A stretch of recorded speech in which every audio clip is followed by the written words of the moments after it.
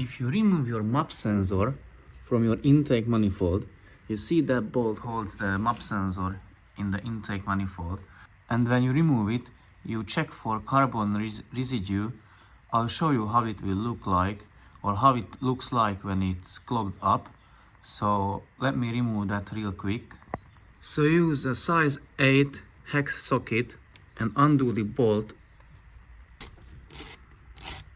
So as you can see, it is full of carbon deposits, so that's an indicator for you that your intake manifold looks the same, exactly the same from inside.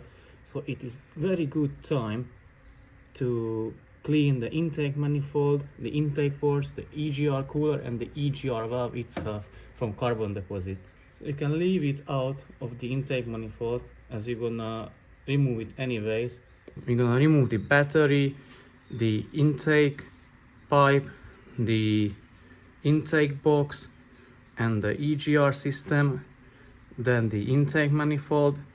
Finally, we're gonna clean all of the parts, components, the intake ports as well. It is quite easy job. Basically, we just remove the bolts and remove the parts. The most difficult one, or the most difficult part of it, is the cleaning itself, as that can take up quite a lot of time, and it is a dirty job. So feel free to watch and enjoy the video, and let's get into this one. So remove the battery, use a 10mm hex socket, undo the bolts on the bracket, remove the bracket. Now undo the battery terminals. First one is the negative, then the positive. It is also a 10mm hex socket, so undo it.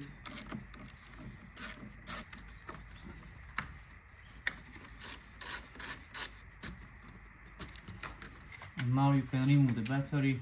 Be careful, but it's gonna be quite heavy. Now we can carry on with the intake box. You either remove the MUF sensor completely from it, or you just undo this clip and then remove the connector of the MUF sensor, so now it's free. Then you can undo the piping from the intake box, remove the piping as well, and the intake box itself. So use a size 10 hex socket again, undo these bolts on the clamps, this one as well. Now you can remove the intake pipe from here as well. Undo these two bolts for the intake screw so that you can remove this as one part. These are size 10 hex bolts as well. Remove this pipe too, just pull on it, put it aside, and now you can remove this intake box as a one part. Basically just pull. That's it. So also a good practice to put back the bolts where they are, when they were coming from, so that way you don't forget where they belong or where they go when you're going to reassemble the things. It's just a good useful handy tip for you. Now we are going to remove the battery tray. It is not necessary, but by removing it you will have a better access to the bolts. So I'm just gonna remove it. It is held by 3 hex bolts and the cable is tied here with just this clip. So I'm gonna undo first this clip and then remove the bolts.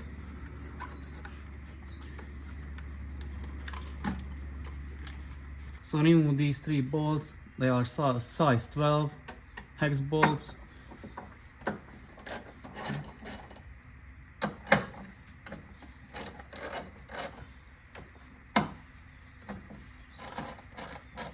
Now the bolts are off, you can remove the battery tray. Also put back the bolts to the holes, that way you don't lose them. Now we are going to undo a couple of bolts, better said nuts.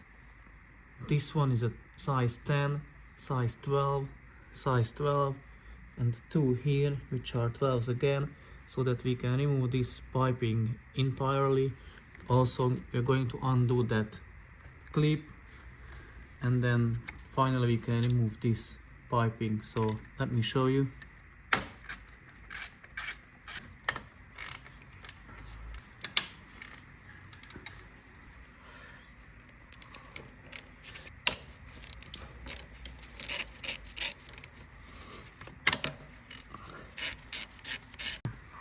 With the screwdriver, undo this clip.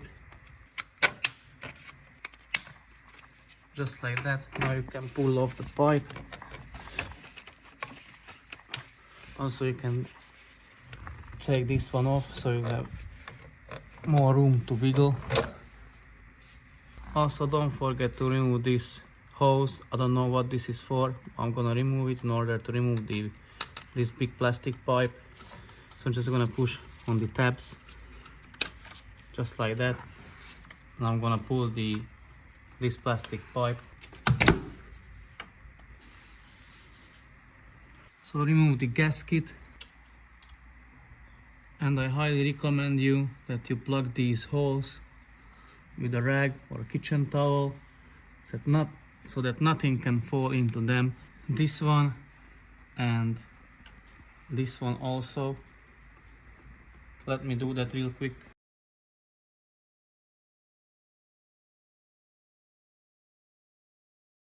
So now we are going to remove this bracket with the hose in it. Then I'm going to undo the clamps on the end of the hoses, this one and this one. Catch any fluid if it will drip or flow out from them. Later you can reuse that because it's gonna be a coolant. So later you can reuse it. There are 3 bolts, 3 nuts. It is held by 3 nuts. One is here, other one here, and one here at the bottom.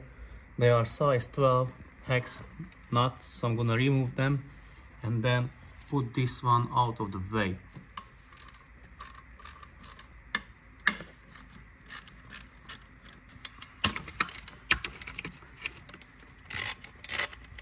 So I use pliers for these coolant hose clamps, or use a regular needle nose pliers, whichever you have access to. So basically push it together and then move it further up on the hose. This one as well, just like this.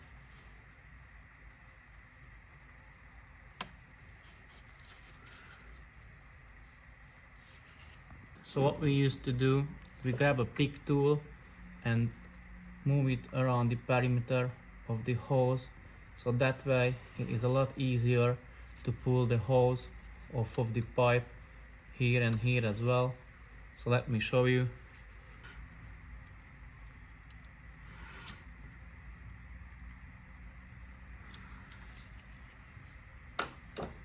Also prepare a container where you can catch the fluid or the coolant, and later you can reuse it. You just cut one bottle in half.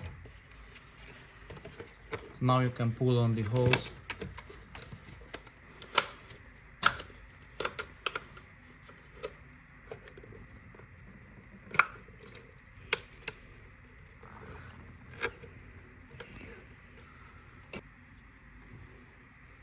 So now you can pull this bracket and piping out of the way and just put it somewhere aside, just like this. And now you're gonna have better access to the EGR cooler, the piping, the EGR itself. So now I'm gonna remove the hoses and piping around the EGR connectors and disconnect them, then remove the EGR cooler, the EGR, and finally the intake manifold. So let me show you how to do it. So remove these 2 bolts that I can remove this metal shield off of the EGR cooler. You use a 10mm hex socket on both of the bolts.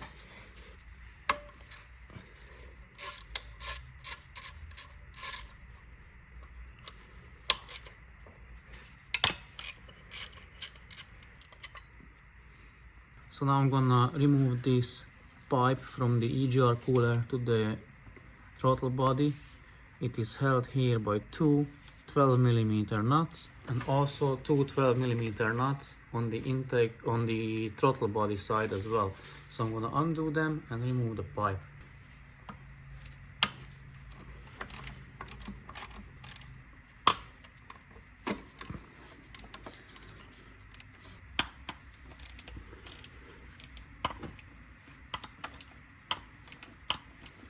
Now you can remove the pipe.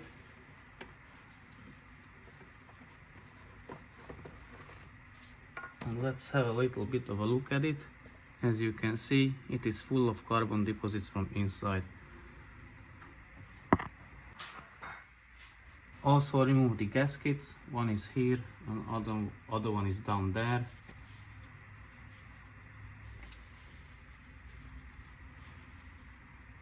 Now we are going to remove the EGR cooler. You undo these two 12mm nuts, and also there are two on the bottom. One is here, this is a 10mm bolt, and another one is here, which is also a 10mm bolt. So let me undo them.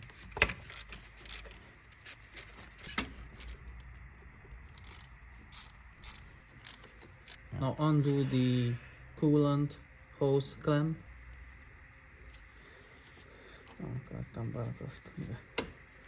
Prepare something to catch the fluid from the EGR cooler.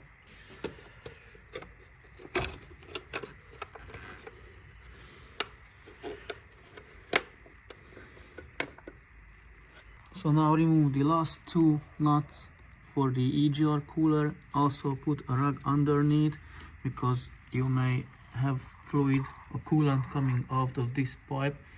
So let me remove the two nuts.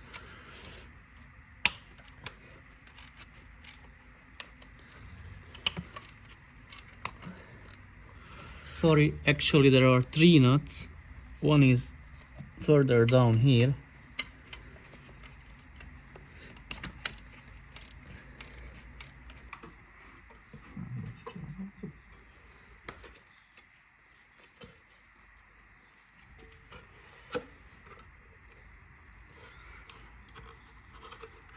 So now you can remove the EGR cooler finally. Take this bad boy out, put it somewhere aside. So now finally we can remove the EGR valve. We're gonna remove first this bracket. This one is a size 12 nut. This one is a size 8 bolt. Further down here are another three size 10 bolts. I'm gonna undo them. And when this bracket is off, I will have access to these another size 10 bolts. One is on the top and one is on the bottom. I'm gonna undo them and I can remove the EGR in one piece.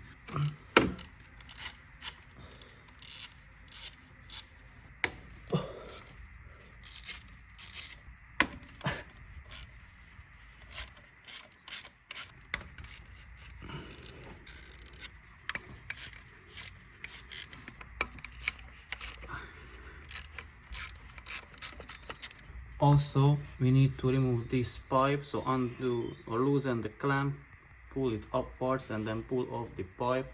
You can remove it either from here or from here.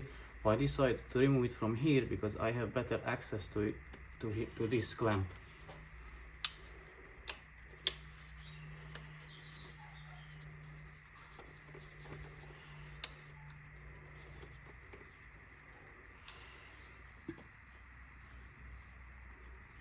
Also you have gasket here and here as well, so make sure or be careful that you don't lose them. So this is the gasket from here.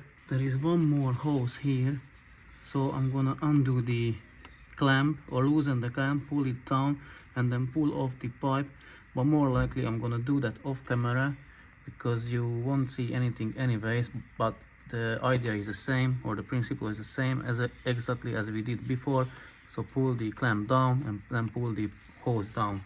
And also remove the connector of the EGR valve. So basically just push the tab and then remove the connector. Just like this. So now the EGR valve is off, but you still need to remove that bottom hose. Let me show it.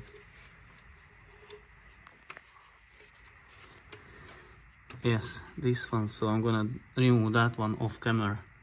So remove the EGR valve. Here it is.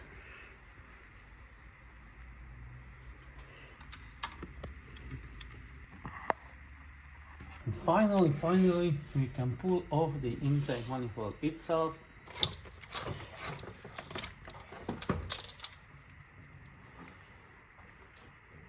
It's lovely, isn't it?